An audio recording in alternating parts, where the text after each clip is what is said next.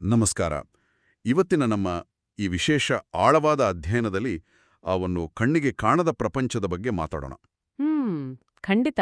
ಅಂದ್ರೆ ನಮ್ಮ ಸುತ್ತಮುತ್ತ ಇರುವ ಗಾಳಿ, ನಾವು ಕುಡಿಯುವ ನೀರು, ನಮ್ಮ ಹೊಟ್ಟೆ ಒಳಗೆ ಕೂಡ ಇರುವ ಕೋಟ್ಯಾಂತರ ಮೈಕ್ರೋಬ್ಸ್ ಅಥವಾ ಮೈಕ್ರೋ ಆರ್ಗ್ಯಾನಿಸಮ್ಸ್ ಬಗ್ಗೆ. ಹೌದು, ಈ ಮೈಕ್ರೋಸ್ ಪ್ರಪಂಚ ನಿಜಕ್ಕೂ ಒಂದು ಮ್ಯಾಜಿಕ್ ತರಹಾನೆ. ಇವು ಎಷ್ಟು ಸಣ್ಣಗಿರ್ತವೆ ಅಂದ್ರೆ ಆ ಬರಿಗಣ್ಣಿಗೆ ಇವು ಕಾಣಿಸೋದೇ ಇಲ್ಲ. ಕರೆಕ್ಟ್. ಇವುಗಳನ್ನ ನೋಡ್ಬೇಕು ಅಂದ್ರೆ ನಮ್ಗೆ ಮೈಕ್ರೋಸ್ಕೋಪ್ ಬೇಕೇ ಬೇಕು. ಮೈಕ್ರೋಸ್ಕೋಪ್ ಅಂತ ತಕ್ಷಣ ಆ ದೊಡ್ಡ ಲ್ಯಾಬ್ಗಳಲ್ಲಿರುವ ಮಿಷಿನ್ ನೆನಪಾಗುತ್ತೆ. ಆದರೆ ಫೋಲ್ಡ್ ಸ್ಕೋಪ್ ಅನ್ನೋ ಒಂದು ಅದ್ಭುತವಾದ ಆವಿಷ್ಕಾರದ ಬಗ್ಗೆ ನಾವಿಲ್ಲಿ ಹೇಳಲೇಬೇಕು. ಹೌದು, ಆ ಕಾಗ್ದದಿಂದ ಮಾಡಿರೋದಲ್ವಾ? ಎಕ್ಸಾಕ್ಟ್ಲಿ. ಕೇವಲ ಕಾಗ್ದದಿಂದ ಮಾಡಿದ ಸಣ್ಣ ಮೈಕ್ರೋಸ್ಕೋಪ್ ಇದು. ಮಕ್ಕಳು ತಮ್ಮ ಜೇಬಿನಲ್ಲಿ ಇಟ್ಕೊಂಡು ಪಾರ್ಕ್ ಅಥವಾ ಮೈದಾನಕ್ಕೆ ಹೋದಾಗ ಅಲ್ಲೇ ಮಣ್ಣು ಅಥವಾ ಎಲೆ ಇಟ್ಟು ನೋಡಬಹುದು.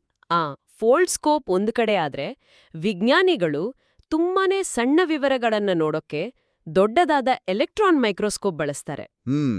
ಇದರಲ್ಲಿ ಹೈ ಮ್ಯಾಗ್ನಿಫಿಕೇಶನ್ ಇರೋದ್ರಿಂದ ಮೈಕ್ರೋಬ್ಸ್ಗಳ ರಚನೆ ಸ್ಪಷ್ಟವಾಗಿ ತಿಳಿಯುತ್ತೆ. ಮತ್ತೆ ಕೆಲವು ಮೈಕ್ರೋಬ್ಸ್ ಕೇವಲ ಒಂದೇ ಒಂದು ಸೆಲ್ಲಿಂದ ಆಗಿರುತ್ತಲ್ವಾ? ಖಂಡಿತ.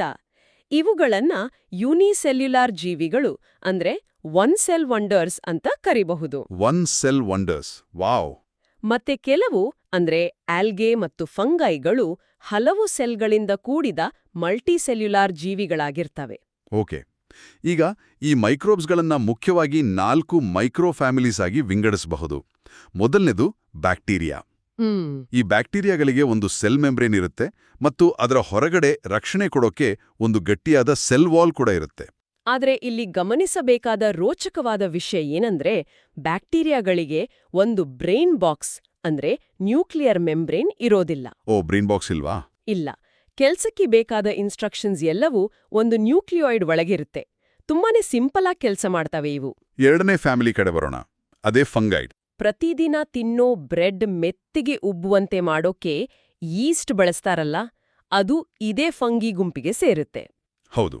ಹಾಗೇನೆ ಯಾವುದಾದ್ರೂ ಸ್ಯಾಂಡ್ವಿಚ್ ಡಬ್ಬದಲ್ಲಿ ಹಾಕಿ ಮರ್ತು ಬಿಟ್ರೆ 4 ದಿನ ಆದ್ಮೇಲೆ ಅದರ ಮೇಲೆ ಹಸಿರು ಬಣ್ಣದ ಫಜಿ ಆದ ಬ್ರೆಡ್ ಮೋಲ್ಡ್ ಬೆಳೆಯುತ್ತಲ್ಲ, ಅದು ಕೂಡ ಫಂಗಿನೇ.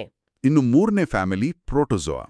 ಇವು ಸ್ವಲ್ಪ ಮಟ್ಟಿಗೆ ಕಾಡಿನಲ್ಲಿ ಬೇಟೆಯಾಡುವ ಪ್ರಾಣಿಗಳ ಸಣ್ಣ ವರ್ಷನ್ ತರಹ ಇರ್ತವೆ. ಅಂದ್ರೆ ಆಹಾರಕ್ಕಾಗಿ ಬೇರೆ ಸಣ್ಣ ವಸ್ತುಗಳನ್ನು ಹುಡುಕೊಂಡು ಹೋಗ್ತವೆ. ಹೌದು. ಅಮೋಯಿಬಾ ಅನ್ನೋದು ಬೆಸ್ಟ್ ಎಕ್ಸಾಂಪಲ್. ನೋಡಲು ನಿರ್ದಿಷ್ಟ ಆಕಾರ ಇಲ್ಲದ ಜೀವಿ, ಬೇಕಾದ ಹಾಗೆ ಶೇಪ್ ಚೇಂಜ್ ಮಾಡ್ಕೊಳ್ಳುತ್ತೆ.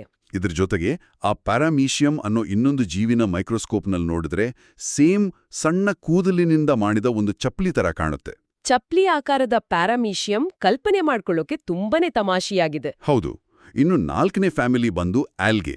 ಇವುಗಳಿಗೆ ನೀರೆಂದ್ರೆ ತುಂಬಾ ಇಷ್ಟ. ಕೆರೆ ಅಥವಾ ನಿಂತ ನೀರಿನ ಮೇಲೆ ಹಸಿರು ಬಣ್ಣದ ಪದರ ಇರುತ್ತಲ್ಲ, ಅದೇ ಆಲ್ಗೆ. ಕರೆಕ್ಟು. ಇವು ಸಣ್ಣ ಸಸ್ಯಗಳ ತರಹ ಸೂರ್ಯನ ಬೆಳಕನ್ನ ಬಳಸಿಕೊಂಡು ತಾವೇ ಆಹಾರ ತಯಾರಿಸಿಕೊಳ್ಳುತ್ತವೆ. ಈ 4 ಫ್ಯಾಮಿಲಿಗಳ ಜೊತೆಗೆ ಲಿಸ್ಟ್ನಲ್ಲಿ ಇನ್ನೊಂದು ವಿಚಿತ್ರವಾದ ಗುಂಪಿದೆ, ಅದೇ ವೈರಸ್. ಇವುಗಳನ್ನ ಅಷ್ಟು ಸುಲಭವಾಗಿ ಅರ್ಥ ಮಾಡ್ಕೊಳ್ಳೋಕ್ಕಾಗಲ್ಲ, ಯಾಕಂದ್ರೆ ಇವು ಸಂಪೂರ್ಣ ಸೆಲ್ಗಳಲ್ಲ. ಇವುಗಳನ್ನ ಎಸೆಲ್ಯುಲಾರ್ ರಚನೆಗಳು ಅಂತ ಕರೀತಾರೆ. ಅಂದ್ರೆ ತಮ್ಮಷ್ಟಕ್ಕೆ ತಾವೇ ಬಡುಕುದಿಲ್ಲ.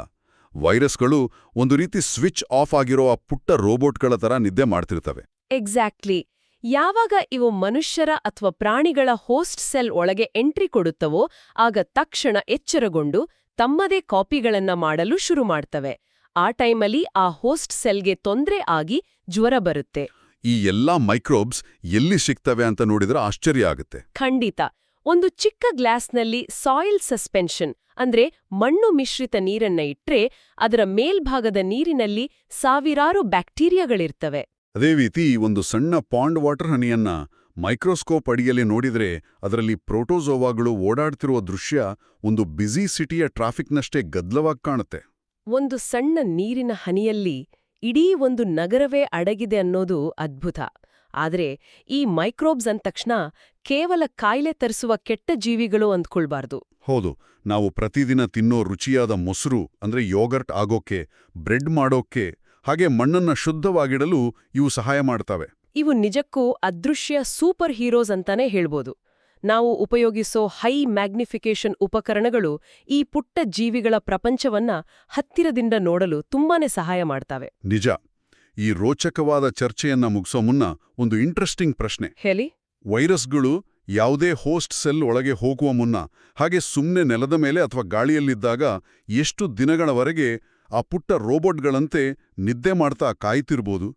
ಇದು ನಿಜಕ್ಕೂ ಕುತೂಹಲಕಾರಿಯಾದ ಯೋಚನೆ ಅಲ್ವಾ? ಈ ಪ್ರಶ್ನೆ ಹಾಗೇ ಇರಲಿ. ಮುಂದಿನ ಬಾರಿ ಮತ್ತೆ ಸಿಗೋಣ.